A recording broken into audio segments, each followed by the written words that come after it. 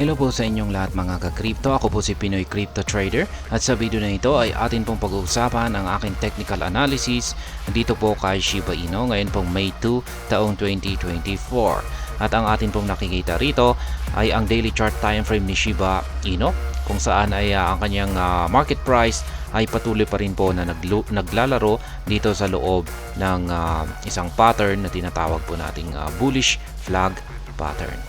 At ngayon ay ang kalagayan po nito ay ito po ay nakakaranas ng pagbagsak sapagkat si Bitcoin ay nakakaranas na rin po kasi ng pagbagsak kaya hinahatak po niya ang buong crypto market at kasama na po rito itong si Shiba Inu sa kanyang mga nakahatak sa pagbagsak.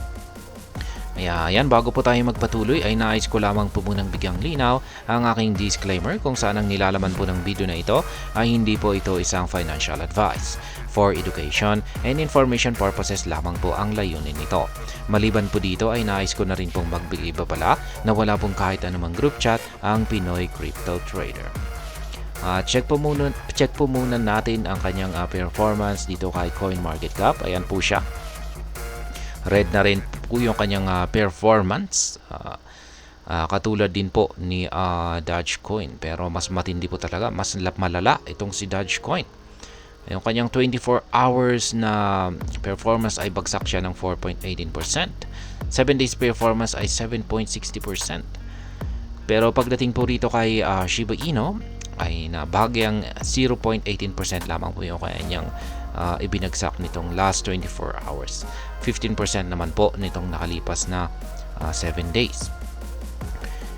Ayan, tanging si Pepe at saka si Dogwifat ang nagpapakita po ng sinyales dito sa kanilang 24-hour performance ng isang pagbangon or recovery. Ayan, at saka may ilan na rin po tayo rito na mga meme, iba pang mga meme coins. Pero ayan, nagbabago rin po kaagad. Pero sa kabuuan ay down pa rin po. Nakakaranas po ng pagbagsak maging ang mga meme coins. At yung kanyang trading volume naman po ay at least umangat naman po ng 19.59% yung kanyang trading volume. Dito naman po tayo sa kanilang official X account para check po natin kung meron po silang bago na tweet or latest tweet. Ayan, wala pa rin pong bago. Yan nung last April 26 pa rin po ito. Good morning, good morning.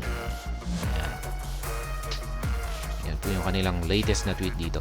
Dito naman po sa kanilang Shburn ay bumagsak po ng 11.80% yung kanilang burn rate. Yan, mula po sa 2.3 million ay bumagsak po siya sa 2.05 million. Yan, yung kanyang nasunog. Ayan po siya. Yan po yung mga nasusunog natin dito. At least basta ang importante ay tuloy-tuloy lang yung pagsusunog. Ngayon ay balikan na po natin ang pagte-technical analysis dito sa daily chart time frame ni Shiba Inu. Ayan yung ating signals po rito. Sa ating mga indicator, ang ating Hash Rate indicator ay kulay red at nagpapakita po yan na patuloy pa rin po ang nararanasang bearish condition nitong si Shiba Inu. Ibig pong sabihin ay pabagsak pa rin yung kanyang market direction. At ganun din po yung ating QQE mode indicator dito. Yan, yung ating QQE mode indicator dito ay nagpapakita po na talagang nakakalamang ang mga bearish or punong-puno po ng selling pressure ang bearish momentum na ito. Ibig sabihin ay talagang malakas ang puwersa ng mga sellers na siyang dahilan na nagtutulak sa presyo ni Shiba Inu para bumagsak. Kaya dahil dyan, bearish na bearish yung ating mga indicators dito, ayan po yung aking naging basehan na itong si Shiba Inu ay magpapatuloy po sa kanyang pagbagsak sa mga susunod na araw. Pero yun nga lang at meron po tayong isang support line dito na nasa 40 digits 2885 na lumalaban. Yan, handa po siyang harangan ang pagbagsak ni Shiba Inu sa presyong ito. At nagpakita na po siya ng halimbawa kahapon. Ayan, noong May 1. Sinubukan pong banggain ng candlestick natin na ito na nabuo kahapon yung support line na ito.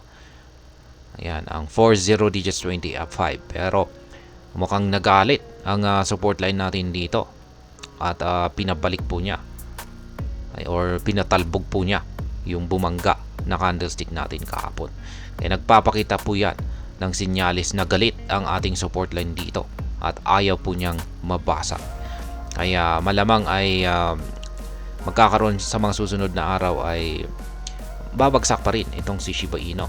Pero mukhang magkakaroon siya ng isang matinding inkwentro or magkakaroon siya ng struggle dito sa support line natin dito na 40 digits 2085. Mukhang hindi po niya ito basta-basta mababasag.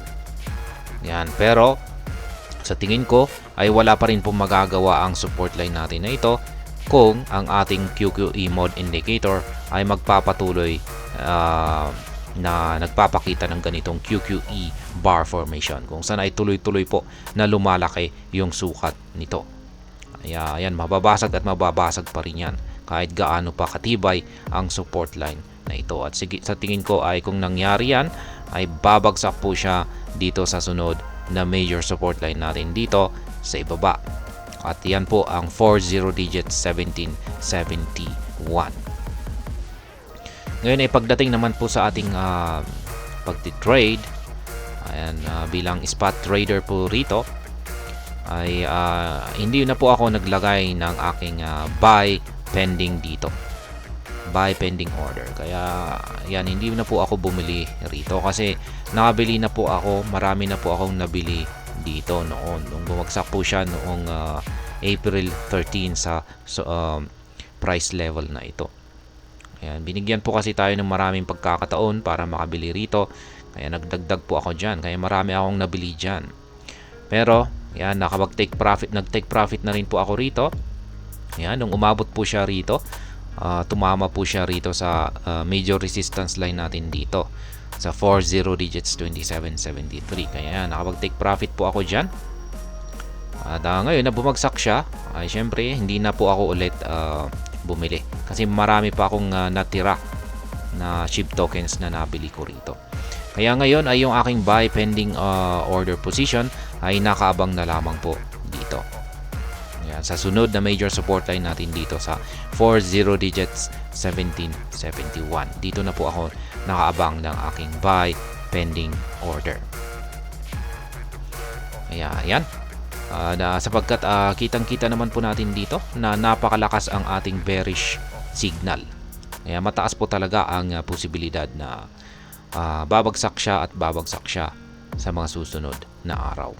Kaya ganun din kay Bitcoin. Kaya ayan, napaka-bearish ng mga signals natin ngayon sa halos lahat ng mga cryptocurrencies na ating tine-technical analysis or binabantayan. At ayan, hanggang dito na lamang po tayo sa video na ito. Sana po ay inyong nagustuhan ang aking paliwanag dito. Kung inyo po itong nagustuhan ay pakiclick lamang po ang like button nito. Para naman po sa mga bago lamang dito, kayo po ay aking inaanyayahan para mag-subscribe. Pakiclick na rin po ang bell icon nito dahil ito po ang siya magsisilbing notification nito sa mga bago kong videos na akin pong ina-upload sa aking YouTube channel na ito. Marami pong salamat sa panonood. Ingat po tayo lagi at God bless po sa ating lahat.